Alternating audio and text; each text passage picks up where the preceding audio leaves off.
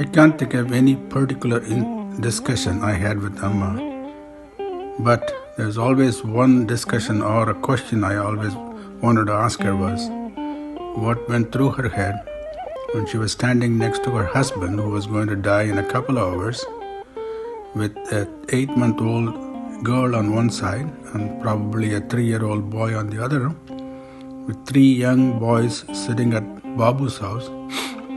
She had no skill to market. I'm just curious, what was she thinking? She had no skills at that time to go get a job. I just wondered always what went through her head at that time. And there was a time I asked her once, now that all her children are successful, what does she think? She said she's very happy with all these things, but even if one of us were on the street, she would have committed suicide. She's a strong woman and has endured a lot of stuff after her husband's death from other people, but she always was very quiet and put up with all of those things. My daughter came up to me a few years ago and told me, "Dad, did you realize at my age your mother had 5 children and no husband?" And she was really amazed. And finally, it's nice to see her extremely happy. This is the happiest I have seen her in a very long time. I had great times with Amma when she visited me in England and in Italy. We traveled a lot, mostly by train, and we enjoyed every bit of our trips. I also was with Amma when she was having probably one of the toughest times in her life. We were in Kalinga Colony when I came back from Germany, and we entirely depended on the money sent by Sundararaman by check every month from the US. Those checks used to take 3 to 4 weeks to get encashed every time. Somehow Amma managed by talking in Malayalam with the bank manager to get advanced on those money and manage the household. I think her worry about money probably stopped when she went to live with Raja in 1980. Raja, I want to talk to us about a little bit about the first and earliest memories that you have of your mother when you're growing up. In fact, I've been thinking about it. The moment I think of Amma, the first thing that comes to my mind is her positivity. And she had a way of expressing it by playing her favorite song, this Olimayamman Edirkalam. I think you all remember that. That is probably one of her self-motivation things which worked very strongly in her favor.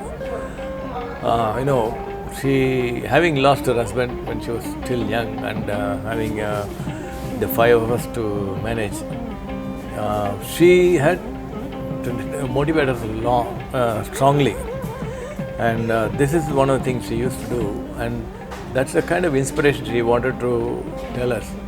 You may go through all difficult times, but eventually the future is bright. And that is the positivity which she inculcated.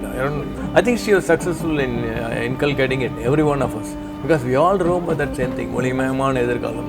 Yes. In fact, I think I was associated with her in certain specific periods where she was going through the extreme stresses. It was not when we were growing up.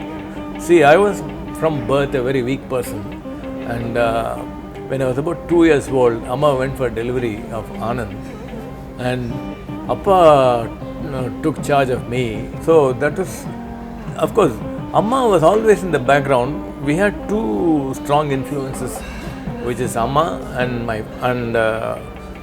Amma. When I say Amma, I mean my Paatti. Also, Appa was there, and so Amma actually played a role in the. My memory, he played a role in the background, keep the house running, making sure everything happened. She was like the administrative manager, if you can say, of the house. This is my impression of her. But when we all moved, when we all grew up, I finished school. We went and lived in Kalinga Colony for about 7 years. Of course, a few months in a place in Dungambakam, which was not a great experience. Both Sundararaman and Madhu had left India Amma. And you were, running the household with her, and I was think there were sort very of- difficult times also. That's right. I was going to say that. That was the time when you were in IIT, and Kutti and I were at home, and Madhu was in Germany, and Sundaraman was in US. அப்போ வந்து எங்களுக்கு இன்னும் we didn't have any income being generated, but at the same time we had to manage the house. அப்போ I've seen her in so difficult situations. In spite of all those difficulties, she always had a positive attitude that things will improve, will work.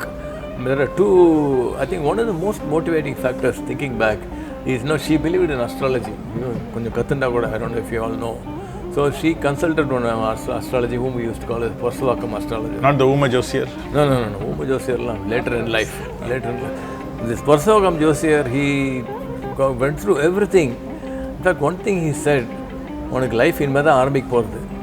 In other words, your life is going to start only in the next few years. So far what you have done, they will all go away and you'll become, you will prosper. Your mother-in-law always travel by train from here and there and all that, and you will always be flying. In fact, he had full faith in that statement from that astrologer. Thank God. Pretty much worked towards that, I felt. Thank God he set her up, because she did end up flying a lot. Whatever he said was true. So many things he said was true. And, she also, Appa, because she lost her husband in her very early years, and she was living, even though Appa and, Desikan and our Paatti were affectionate and all that, she still felt, that, there's something missing in her life, and that she had to defend herself, kind of an attitude. And so she learned to survive under any circumstance, which I have seen throughout her life. Whenever I encountered, every time, right until my last encounter with her, she was like that. And do you recall any one incident, that period in Kalinga Colony, that where she managed something very challenging, for example? Oh yeah. We used to have, in fact, what we used to have is the grocers will come and deliver us goods, and come for money collection only at the end of the month, knowing the situation. And there were times when, even at that time, the money was not available to us. Now, funny thing, what used to happen was, both Sundaraman and Madhu, whenever they can, they used to send checks from USA and Germany. And these checks will go to the bank, it will take 45 days to clear. So even though we had money on the paper, we never had money on our hand. It was so very tight situation. In fact, sometimes I used to walk a couple of kilometers before boarding the bus, just to save that 3 paisa, 5 paisa. So it was that bad. That's, even then, what I found out, she remained positive. That is one lesson she inculcated in all of us.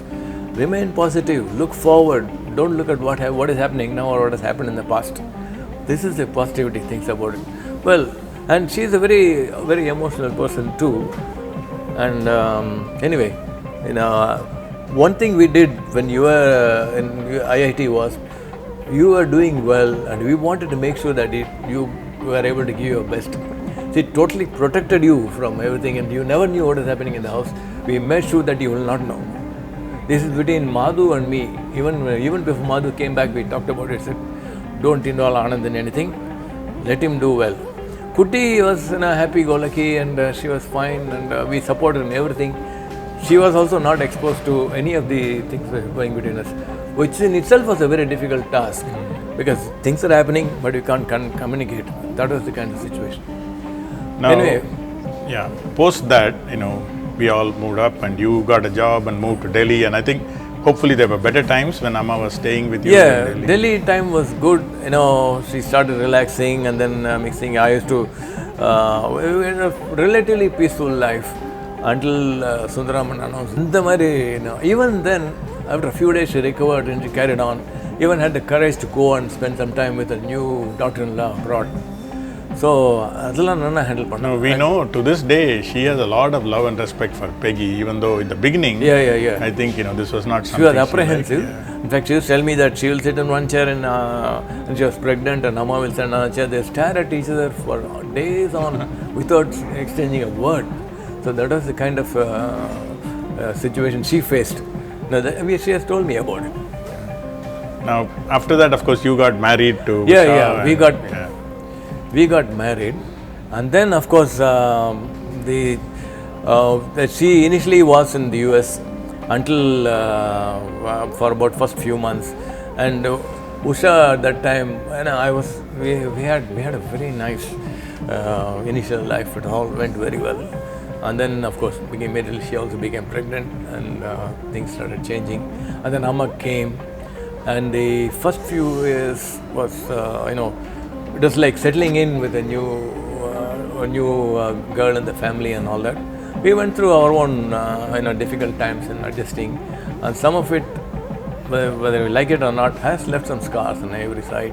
This business, I should add, of Amma's difficulty accepting a foreign-born daughter-in-law is something I also experienced, right? Yeah, I know. Because I married and Amma came and stayed with me, and so I know this from first-hand experience.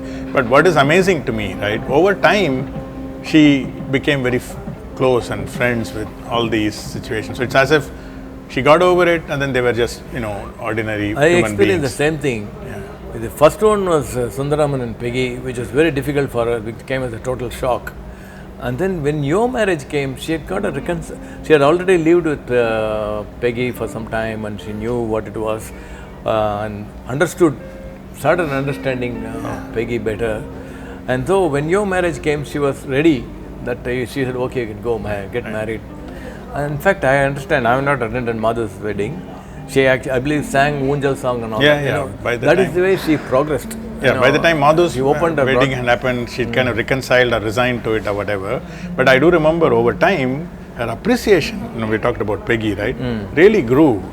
Towards the end, she had a lot of appreciation for Peggy's way of living and discipline and all that. Back, see, your children, I want you to talk about. The problem we had in our marriage was, while she was almost afraid of her foreign daughter-in-laws, when she came to India, it was totally different. She said, I am an Indian mother-in-law, she is an Indian woman, so I needed everything done as per Indian custom, which we found difficult. So Usha got the brunt of all the mother-in-law side of. I had to basically grow up and learn to deal with the situation, and there was a lot of comparisons which at the young age, in hindsight, I did not handle well. Right. Today, I wish I could have handled No, I better. should say that Jayanti mentioned earlier that Amma towards the end looked back at those times and regretted. She said, I wish I had been more supportive and less very critical. difficult situation. Actually, Amma spent a lot of time when your children were young. That's what I was saying. wanted She to actually spent about 9.5 years with us after our marriage. And one thing, when Arvind came, she was so affectionate. I know she would go to any extent because she was so fond of him. And then when Balaji came, it continued. She was so fond of both the children. And so if you ask both my sons, they are very fond of her. And I know she was really showed a lot of affection. She may have our differences with us. Even that started receding, reducing. But especially with the children, she was very affectionate. There was no second opinion about it. She looked after them very well. Absolutely. That's why we were able to freely go into our work, even though it was late time and all that. She understood all that. That's the positive part. See, the thing I think about Amma is that she had to adapt to so many changes in her life, right? Going to her husband's house, losing her husband, being dependent on her brother-in-law, children growing up living alone, and each of them marrying foreign. I think I not know too many people who have had to make so much adjustment in their life, and it's definitely true. As she got older, she let everything go. She got very comfortable, and I even learned to say that things could have been different. But I should say, in the closure, you mentioned this positive attitude. It's sort of epitomized by the song that she really liked, and I'll sing one refrain from the song. ஒளிமயமான எதிர்காலம் என் உள்ளத்தில் தெரிகிறது இந்த உலகம் பாடும் பாடலோசை காதலில் விழுகிறது ஒளிமயமான எதிர்காலம் என் உள்ளத்தில் தெரிகிறது.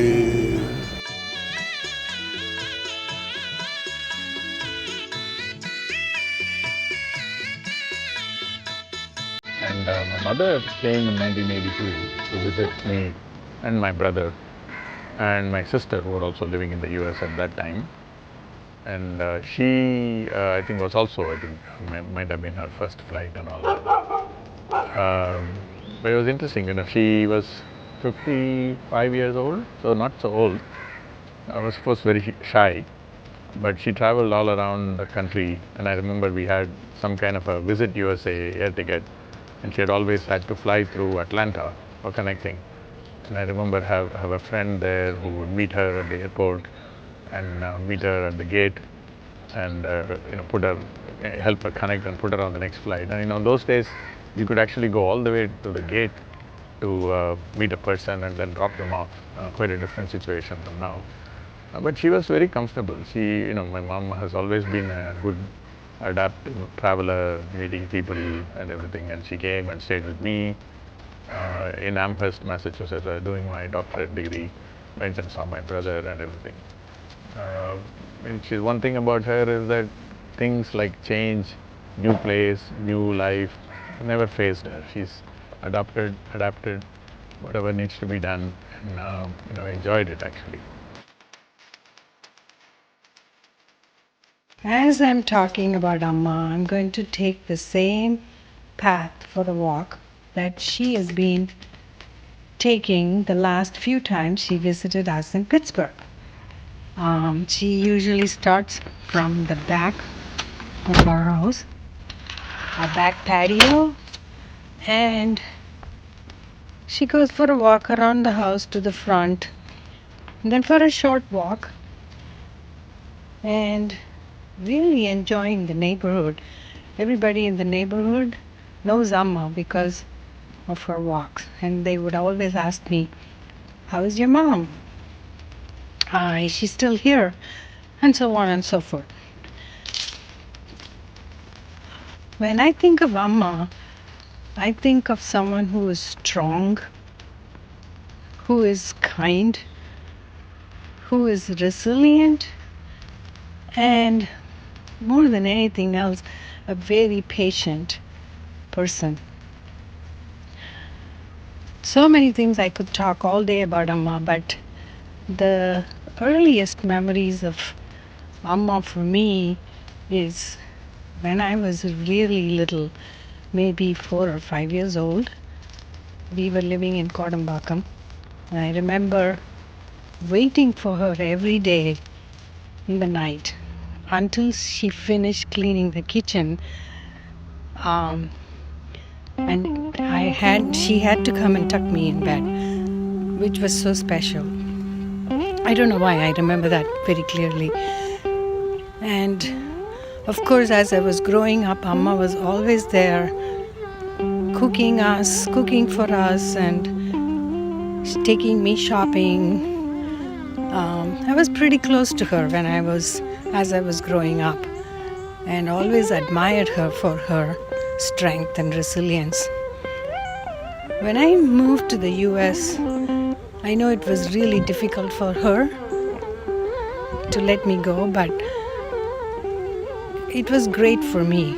It was great for me away from home, and I learned so much. And I always thought about her when I had to face life. And Amma has been great when she came and stayed with us in Pittsburgh. She came when Arjun was born and then stayed with us for a while and took care of both Arjun and Ashwin when they were little babies, so helped me out a lot. When I went to work, while Arjun and Ashwin were at school, she would pick them up from the bus stop sometimes, and then as I entered home, I had this wonderful smell. It used to smell so good as I entered the house and reminded me of India when I came back from college. She would have some tiffin ready for me, and she'd be cooking dinner, and we had wonderful dinner every single day she was here. There are so many funny things that I remember about Amma.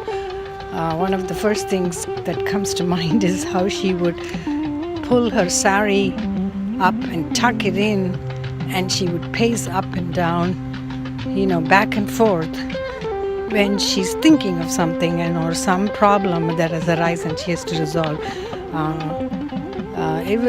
it was an interesting sight to watch her do that. The other thing that makes me always chuckle is Amma would love to watch TV when she was here, when the kids were little, and during the day it was Price is Right.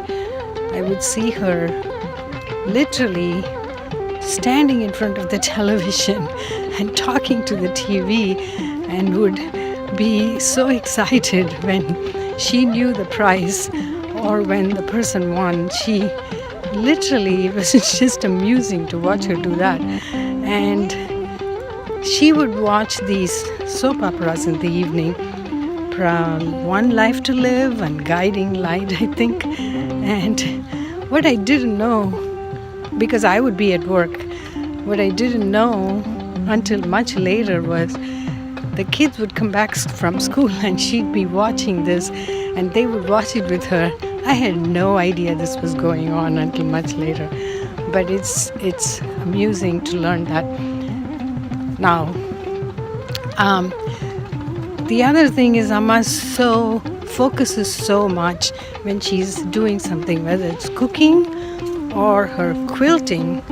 She knew her calculations. Quilting is not such an easy thing to do. You have to be accurate about your designs and calculations, and she would not want to be disturbed when she is doing that.